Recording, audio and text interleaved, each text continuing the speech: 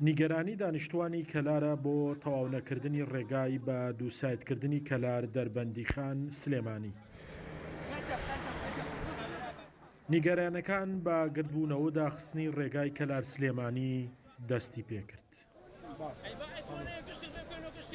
ئەم ڕاکینێتە سەر شەقام بۆ ئەوەی هەڵوێستێکمانە بێ بەرامبەر بە ئەم بەناو حکوومەتە کە ڕێگای مەرگ ڕێگای کەلار سلێمانی بە ڕێگای مەرگ ناسراوە بەداخەوە چەندین ساڵە کاری لێکە ناتوانن تاویکەن ئەگەر حکوومەتێک ناتوانێت شەقامێک نیوان دوو شارت چارەسەر بکە کە بە ناوی شەقامی مەرگ ناساوە ئیتر چی جا بتوانێت کە بەخۆی بڵێ حکوومەت ینی ڕێگەوبان ئێمە پرۆسەیە کە ماوەی 10 ساڵە بۆ 15 ساڵەتی ئەم وەکو خۆی ماوەتەوە و تا ئێستا هیچ ئاوڕێکی لاندرێ بۆیە ئەرکی پەرلەمانە بە تایبەتی یعنی سەرۆکی حکوومەت بانکە جێگیری سەر حکوومەت بانکە وەزیری ڕێگەوبان بانکات یعنی لێپرسینەوەی لێ بگەن لە پەرلەمانە یعنی ئەم قوربانی دانە ئەم منفعلە دەبێت تاکەی بەردەوام بێت.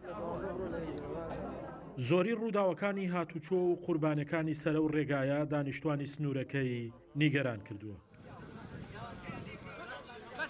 چەند ساڵێک ئەم ڕێگای کەلارە خەڵکتیا بێتە قوربانی و لە هەفتەی ڕابردووە خێزانێکی ئەم شارە دیسانەوە بوونە قوربانی و ڕۆژانە کارەسات ڕۆدا ئەمان جێمە ئەوەیە دەسەڵاتداران و حکوومەت بەگشتی بێنە سەرخات و معالەجەیەکی ئەم گرفتە بکرێ و ئەم ڕێگەیە چارەسەر بکرێ و تەواو بکرێ.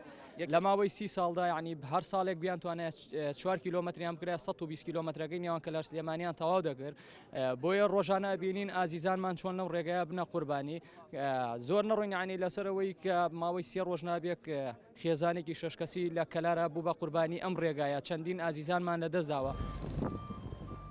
کۆمپانیای جێبەجێکار داوای خەرجکردنی شایستە دارایەکانی دەکات بۆ تەواوکردنی پڕۆژەکە. بە قسەی بەڕێوەبەری ڕێگاوبانی گەرمیانیش پڕۆژەکە لە 55 تەواو بوو و بە هۆی خەرج نەکردنی پارەشەوە کارەکانی بە سستی دەڕوات و لە هەندێک شوێنیش ڕاگیراوە. کە ساڵی پار ئێمە داوای 7 ملیارمان کردووە بۆ تەواوکردنی 100% پرۆژەکە و لە ئێستا ئەمان خستە خزمەتی هاوڵاتیانەوە لەو 7 ملیارەی کە ئێمە داوامان کردووە تەنها 10 ملیار دیناری بۆ تەرخان کراوە و لەو 10 ملیارێشە بەهۆی نەبوونی نەختینەی لە بانکەکانە و خەرجکردنی موچە بۆ فەرمانبەران تا ئێستاکە نزیکەی 8 ملیار بۆ بەڵێن دەرخەرج کراوە کە ئەمەش بووەتە گرفتێکی گەورە بۆ تەواونەکردنی پرۆژەکە. بودجەی پرۆژەکە 138 ملیار دینارە و بۆ تەواوکردنی کارەکانیشی لە ئێستادا پێویستی بە 65 ملیار دینارە.